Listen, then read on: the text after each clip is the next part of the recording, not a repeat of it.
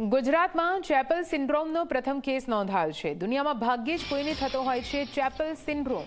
બનાસકાંઠાના 7 વર્ષના બાળકને થયો છે ચેપલ સિન્ડ્રોમનો રોગ। ગુજરાતના આ પ્રકારનો પ્રથમ કેસ નોંધાયો છે। ચેપલ સિન્ડ્રોમના નિદાન માટે 1 કરોડના ઇન્જેક્શન વિદેશથી મંગાવવામાં આવ્યા। ઇસ્તાંબુલથી પ્રોફેસર ઓઝને માત્ર નોંધણી કરાવીને ઇન્જેક્શન ફ્રીમાં અપાવ્યા છે। 1 કરોડના ઇન્જેક્શન ફ્રીમાં મળતા પરિવારજનોને રાહત થઈ। 2023માં હરિભાઈ ડોક્ટર આશયના હોસ્પિટલ આવ્યા હતા અને ત્યાં તમામ પ્રક્રિયા અને સારવાર જોતા ડોક્ટર આશય શાહે એન્ડોસ્કોપી કરી દવાની શરૂઆત કરી। તે એન્ડોસ્કોપીમાં હિમાંશુને રેર ઓફ ધ રેર એવી ચેપલ સિન્ડ્રોમ બીમારી થઈ હોવાની જાણ થઈ। આ બીમારીનું નિદાન કરનાર ડોક્ટર આશય શાહનું માનવું છે કે આ પ્રકારની બીમારીમાં કેસ દુનિયામાં 100 કરતાં પણ ઓછા અને તેમાં પણ ગુજરાતમાં એવો પ્રથમ કેસ છે। સારવાર માટે અમેરિકાથી પોઝિલુમેબ નામના ઇન્જેક્શન મંગાવવામાં આવ્યા જે 4 વર્ષ સુધી દર 2 અઠવાડિયે લેવાના હોય છે। જે એક ઇન્જેક્શનની કિંમત 2.5 લાખ રૂપિયા થાય એટલે બાળકની ઇન્જેક્શનની સારવાર 1 કરોડ ઉપરની થશે। જો કે ઇસ્તાંબુલના પ્રોફેસર ઓઝન દ્વારા 1 કરોડ ઉપરના ઇન્જેક્શન માત્ર નોંધણી કરી ફ્રીમાં અપાતા ડોક્ટર અને પરિવારે તેમનો આભાર વ્યક્ત કર્યો।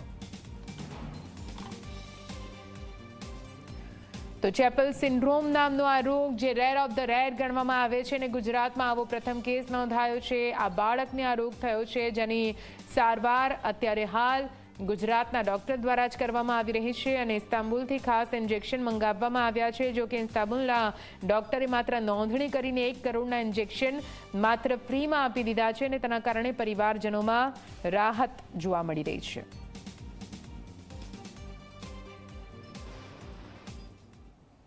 हाल जो इंजेक्शन मंगाव्યું એ અમેરિકાથી મંગાવ્યું। કેટલી કિંમત છે એની 1 કરોડ ઉપરની કિંમત છે। તો તમારા માટે અઘરું પડશે કારણ કે તમે ખેતીવાડી કદાચ કરો છો? હા, અમે ખેતીવાડીનો ધંધો કરીએ। અમારા પાસે તો એ અઘરું જ હતું। તો શું કઈ રીતે મેનેજ કરી રહ્યા છો?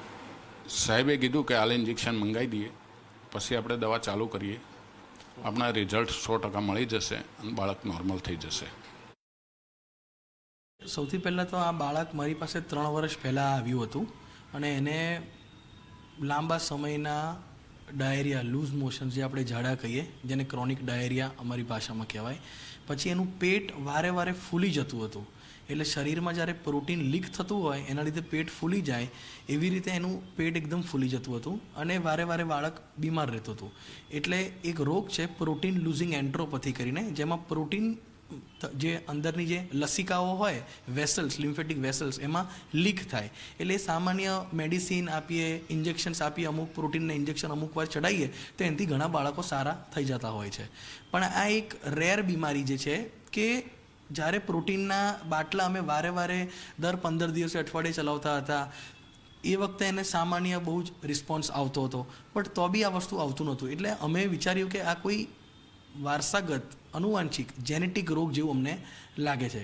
એટલે આનો અમે એક જેનેટિક રિપોર્ટ મોકલાયો અને આ એક જેનેટિક રિપોર્ટ છે જેમાં બાળકનો જે રોગ છે એ નિદાન થયું છે જેને ચેપલ સિન્ડ્રોમ કહેવાય। સિન્ડ્રોમ એટલે કહેવાય કારણ કે એ 1-2 વસ્તુથી વધારે શરીરના અંગને અફેક્ટ કરે છે। આનું જે સ્પેશિયલ ઇન્જેક્શન આવે છે એ ઇન્ડિયામાં તો બહુ ડિફિકલ્ટ છે, અત્યારે એવું પોસિબલ નથી।